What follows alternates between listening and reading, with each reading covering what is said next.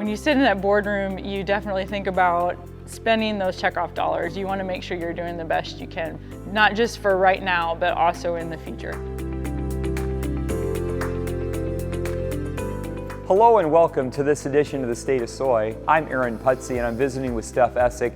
Steph farms near Dickens, Iowa. She's a member of the Iowa Soybean Association Board of Directors. And Steph, I first have to ask you, obviously you've made good progress with harvest this year.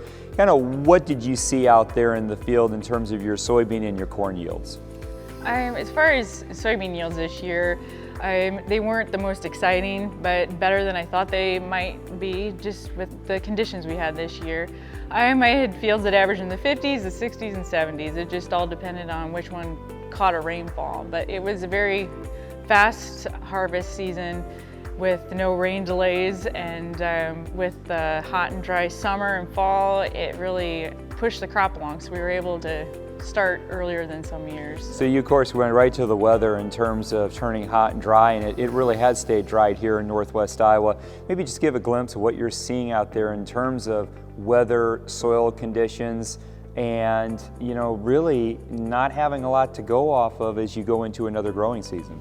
Yeah, so we are very concerned about the 2023 year. So this year we had plenty of soil moisture going into the spring, but currently right now, if you looked at the Iowa drought monitor map, you would see that where we're in an extreme drought area.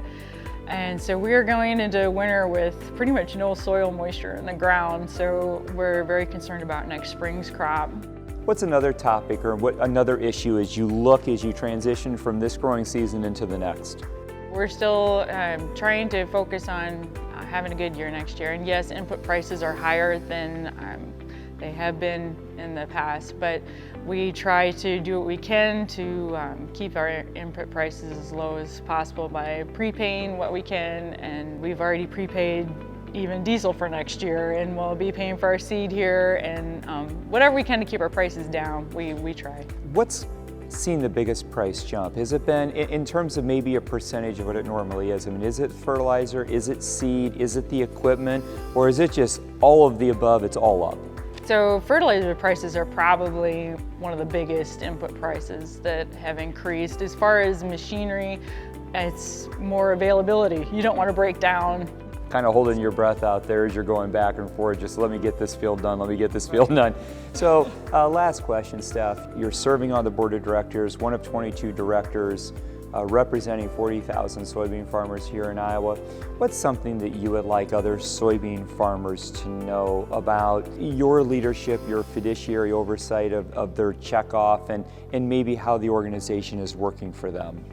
Being a board member, it's an honor to represent the Iowa farmer. When you sit in that boardroom, you definitely think about spending those checkoff dollars. You want to make sure you're doing the best you can for the farmer, and not just for right now, but also in the future. You want to make sure those checkoff dollars are being spent wisely.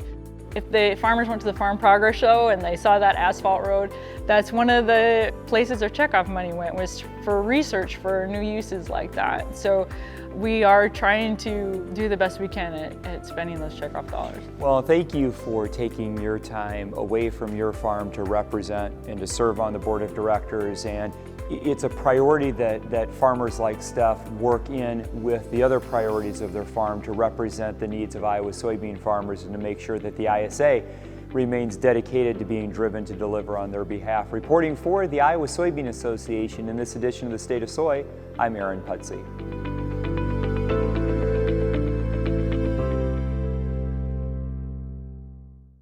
Everything starts with the land. We really respect farmers. There's nothing that we cannot help a client with. The brokerage, the management, the appraisal, and the investment are four pillars that really go so well together.